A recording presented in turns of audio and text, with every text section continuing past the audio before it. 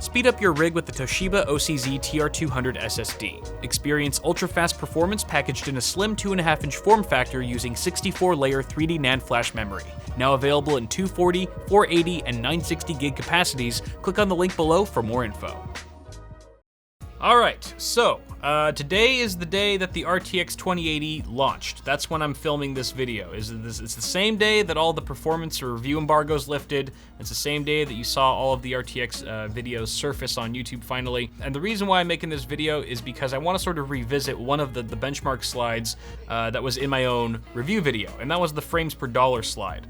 The frames per dollar slide basically gives us an at-a-glance look at the sort of value proposition of each of the cards that I tested, including the RTX 2080, the RTX 2080 Ti, and I think 4 other cards there.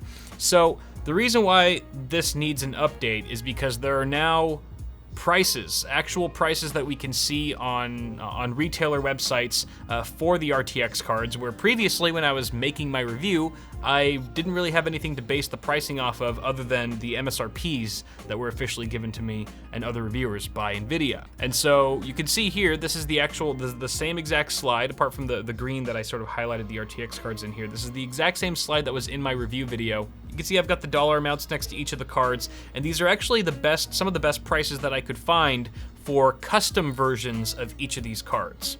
The reason why I used pricing from the custom cards is because I wanted to be as realistic as possible, and I figured most people going out to buy a GTX 10 series card or even an RX Vega card, they're not going to settle for a Founders Edition card. They're probably going to go for a custom board partner card that has a better cooler on it, maybe better power delivery, factory overclocks and things like that. So I wanted it to be more realistic and representative of what the average consumer is going to be looking at if considering purchasing one of these cards. Now, there's sort of an issue here because we're using the pricing for the custom cards, but we're using the performance of the Founders Edition or reference cards at the same time. So that does definitely throw things off. So really, I think it's safe to assume that the values we see here for our GTX 10 series cards and our RX Vega 64 card, I think these values are a little bit low. They're kind of doing these cards a disservice, and in reality, if we were pairing or calculating these numbers with the add-in board partner custom variant performance, then I think these figures would be slightly higher. I don't think that would change the values here significantly. In fact, I'm pretty sure the rankings would stay the same overall. But what's interesting is I kind of gave the RTX cards the benefit of the doubt on this slide, mainly because I calculated their frames per dollar using the official starting price of $699 for the 2080 and $999 for the 2080 Ti, which we all know now on launch day that you cannot find an RTX 2080 for $699. So it just stands to reason that if I'm using the current pricing that can be found today for all the other cards, I should use the current pricing that can be found today for the RTX 2080 as well. The RTX 2080 Ti kind of had a weird semi-launch today because while you can see them on Newegg and Amazon and stuff, you can't actually buy them since NVIDIA delayed their general availability by about a week. So we're mainly focusing on the RTX 2080 right now. Needless to say, this graph needs to be updated with the current pricing. So why don't we go ahead and do that now? We'll head to Newegg.com. I did find some RTX 2080s and even a 2080 Ti or two on Amazon, but all the pricing there was about $20 to $30 higher overall. So we're just gonna stick to Newegg here, looking for the lowest possible prices. Now the RTX 2080 from Zotac, one of their Zotac gaming cards, is actually $749. That's not bad. $50 over the starting price. But then again, this is a closed shroud with a blower fan. It's gonna be really noisy and probably hot. So I don't think this is representative of what most consumers are looking at if they're gonna be purchasing this card. So I'm gonna go to the next one, the RTX 2080 XC Gaming from EVGA at $799. That sounds a bit more reasonable, not in terms of price, but just the type of card gamers are looking for. So this is a $100 premium over the starting price. So that's definitely gonna change our frames per dollar value. I should mention that I saw a custom RTX 2080 here on Newegg earlier this morning for $789. So I actually used that dollar amount to calculate the new frames per dollar value for the RTX 2080. So bear that in mind, it's only a $10 difference, but that's kind of what we're looking at right now for the RTX 2080 on launch day if you're looking for a custom variant that isn't gonna get all hot and loud. So let's move on to the, let's actually take a quick pit stop here at the GTX 1080 Ti. because the 1080 Ti is very competitive right now with the RTX 2080, or at least it was in my first FPD slide. If we take a look at that, you can see the 2080 and 1080 Ti are the most neck and neck when it comes to their frames per dollar value compared to the other cards in the bunch. But like we just saw, the 2080 is not selling for $699 right now, but rather $789, so this will have to be adjusted. And let's take a look at the 1080 Ti. Going back here, you can see I've also sorted this by lowest price, and these are refurbished, so they don't matter. Here, $649 for the MSI GTX 1080 Ti Duke 11 gig OC. So this is actually a pretty decent card, and it's got a nice cooler on it, triple fan heatsink design. A very well-reviewed card as well. People seem to like it. Premium features, backplate, and all that sort of thing. So this is a card that I could see gamers being interested in, especially for a relatively attractive price here. So this is the figure that we're gonna use for the updated frames per dollar slide. $649, not $699 like we previously had. Last but certainly not least, we have to take a look at the pricing for our RTX 2080 Ti at $1,169.99. Once again, it's a Zotac card.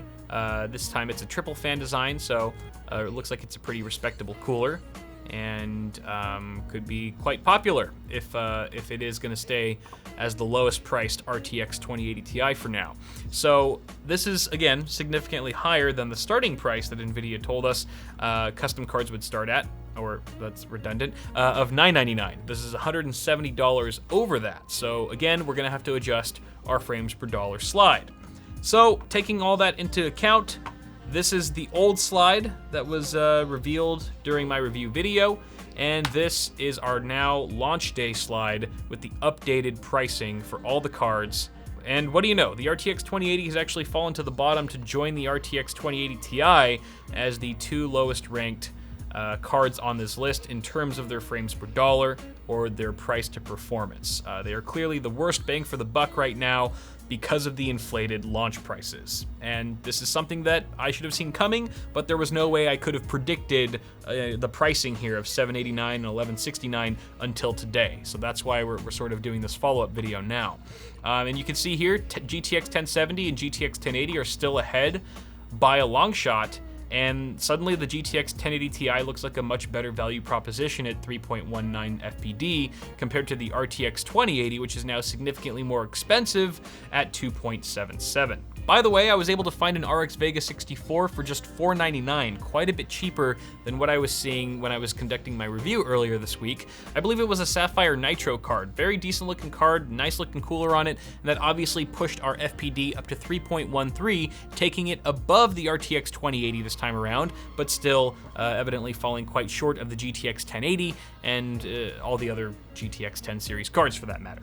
Now, at the end of the day, what this means is that if you only care about raw performance, you just want all the frames, you could care less about RTX, ray tracing, DLSS, and you have about $600 to $800 to spend, meaning you could either choose realistically between the 1080 Ti or the 2080.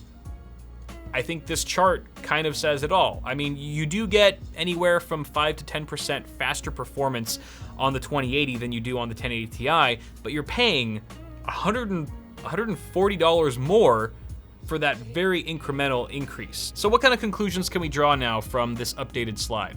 Well, for starters, I think the GTX 1080 Ti is now painted in a much better light compared to the RTX 2080 because it's just got a better bang for the buck overall if you're looking at this chart. Now, of course, you could look at a different chart where the RTX 2080 is ahead of the 1080 Ti, and that would just be a performance chart because it is the faster card. It's about 5 to 10% faster on average. That means it could be less than 5% or more than 10% faster in certain games, but on average in my testing at 1440p and 4K, if you're taking the average frame rates, it's about 5 to 10% faster than the 1080 Ti.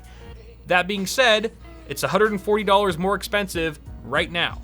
So I don't think that's worth it. The only other considerable thing that the RTX 2080 has going for it here is the RTX technology. That suite of technologies, including ray tracing and DLSS, if those are important to you, if you are really set on experiencing those firsthand as they come into the market, as they hit the industry for the first time, you want to feel it and see and experience it in its infancy, and you just can't wait for it to become sort of this mainstream technology that trickles down to all of us plebs, then maybe that $140 premium is worth it to you. And there's absolutely nothing wrong with that. It's your money, you can spend it however you want. And for the record, I think the RTX 2080 and 2080 Ti are fantastic cards. It's just unfortunate that every new GPU that seems to come out just gets hit with ridiculously inflated launch prices, and that really dampens their overall value, and it makes them hard to recommend. It makes them a hard sell. So until the prices go down on these RTX cards,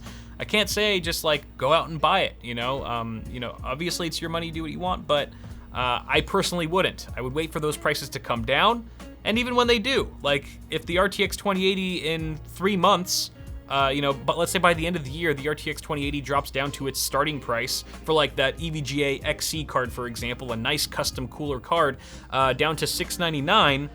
What's the 1080 Ti gonna be at that point? Is that gonna also drop, relative to that? Is it gonna be now, you could have it for $570? Because if so, it's still a really good deal.